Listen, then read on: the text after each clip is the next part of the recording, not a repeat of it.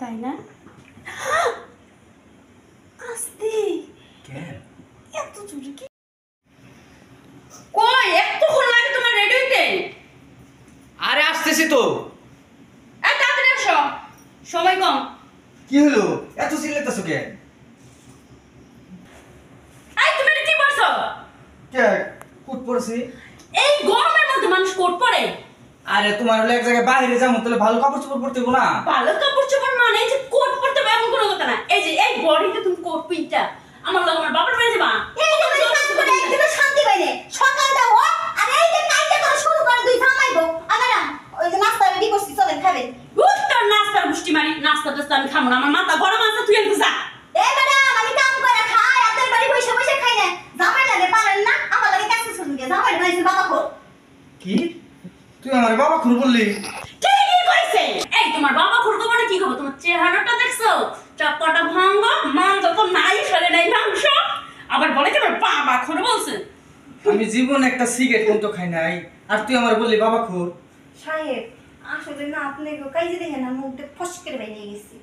আচ্ছা ফাঁসকার বাইরে তুই জানতে যা। আচ্ছা যাইতেছি, এবারে আর কামই করলাম না করলে না করলি। এই এ আপনার বাড়িতে বসে বসে খাই, এত ঝাড়ু দিবার জানো, কাম করে খাই। এক জায়গায় বেড়াইতে যাবো, কি শুরু করছো তোমরা? তোমার মতো মানুষের সাথে আমি কোথাও যাবো না, বুঝো নাই? আমার এমনি মান সম্মান শেষ। আমার বান্ধবী গো জামাই গো যায় কি সুন্দর দেখতে, রাজকুমারের মতো, এমন তার উঁচা লম্বা, এমন তার ফিগার, তোমার শরীরে হাড্ডি ছাড়া কিছুই নাই। রাত্রে বিছানায় গেলে তোমার সাথে ঘুমাইলে মনে হয় যে হাড্ডির সাথে আমি বাড়ি খাই। সুস্থ দিতে পারলাই না আজ পর্যন্ত, একটা বাচ্চাও দিতে পারোনি, বুঝছো? তোমার হাতে কোনো কিছু হইব না। দেখো তুমি আমার যত্ন নিতে পারো না দেখে আমার এই অবস্থা শরীরে। একদম চুপ, তোমার এটা কোনো কিছু হইব না, বুঝো নাই? এই রাজকুমার, রাজকুমার ম্যাডাম বলেন কি করতে হবে? দেখছো দেখছো রাজকুমার কাকে বলে? ও আমার বাড়ি কি করে কাজ করে, তারপর ওর বডিটা দেখো কত সুন্দর। তোমার থেকে ও অনেক ভালো।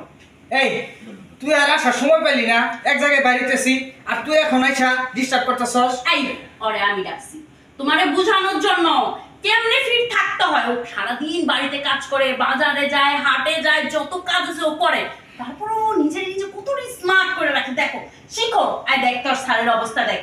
স্যার আমি আপনার বাড়ি কাজ করি, মানে আপনাকে আমি আমো না, এটা কেমন কথা? আপনারা তর্ক করছেন এটা আমি জানি, তাহলে আমি যাই, ভুল হইছে ম্যাডাম আমি যাই। আর শুন, আচ্ছা তোর বডিটা এত সুন্দর কি করে করলি? আচ্ছা আমার একটু শিখাই দেওয়া যায় না?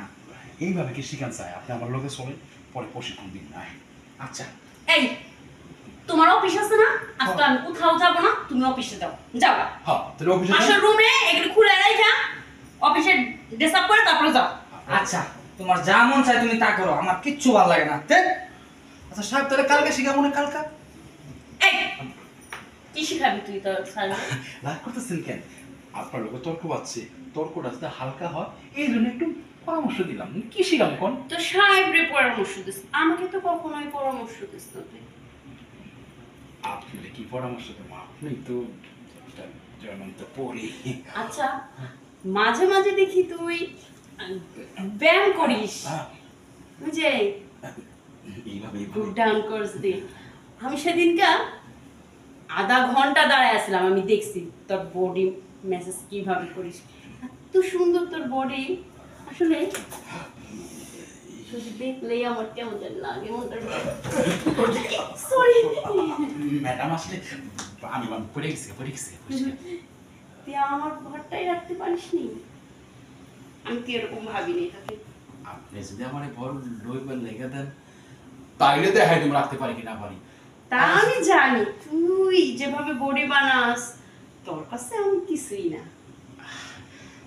যদি সুইতে নিষেধ করেন এই ভয় আপনারা ধরি নাই।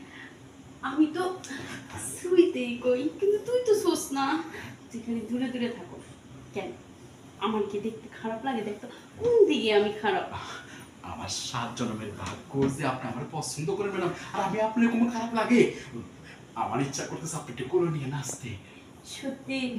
ইস এই কথাটা যদি তো সাল কইতো, এই জীবনে আজ পর্যন্ত এই কথাটা কইলই না। জানিস ওরে আমার বিয়ের থেকেই পছন্দ না, ও কোনো দিকেই ফিট না, আনফিট। পছন্দ বাদ দেন তো, আপনি একটু উঠেন, আপনি একটু কোলে আসেন, আমি আপনি একটু কোলে নিয়ে একটু ঘুরুন। ভালো লাগতেছে না? হ্যাঁ ভালো লাগতেছে। আমার মন চাইছে আপনার একটু নাও দৌড়ানি খেলাইতাম। সত্যি সত্যি মানে 103 সত্যি। এখন বিছনাতে গিয়া একটু ফুর্তি। একবার যখন সুযোগ দিছে কই এই ফলাইছেন তাহলে দেখবে এই যুবকের জমানি কারে কয় প্রেম জমায় সাঁতার কাটে। আমি সেটাই দেখতে চাই তোর জৈবনের কি নদীতে ঢেউ কত দূর।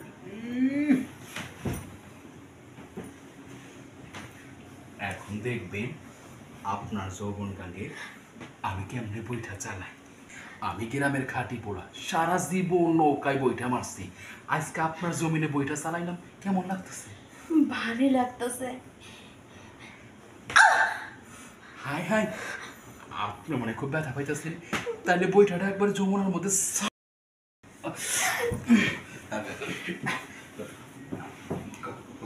কইতাছি যে আমি কি ঠিকঠাক মতো আপনার যমুনার মধ্যে বইটা চালাইতে পারছি? ঠিকঠাক মতো মতো একদম রাইট। তোর সাহেব আজও পর্যন্ত বইটা বায়না এই নৌকায়, তার জন্যই তো ওই ব্যথাটা একটু বেশি লাগছে। আপনি আমার সময় দেন, প্রতি রাইতে আমি সুন্দর করে আপনার মনের সাথে না বইটা বাইতে বাইতে গান পাড়িতে হাত রাই তুই পারছি। চিন্তা করিস না, তোরে আমি সব সময় দিব, খালি একটু সুযোগ যাই কোপটা মারবি। আর তোর সাহেব জানি জানতে না পারে, ওর ব্যবস্থা আমি করে নেব, বুঝছ নাই? তাইলে আমিও আপনার লগে সারা জীবন থাকবো। থাকবি না মানে থাকাম, তোর জোর করে দরকার পড়ে। আমার কিন্তু ইচ্ছা করতেছে আও আরে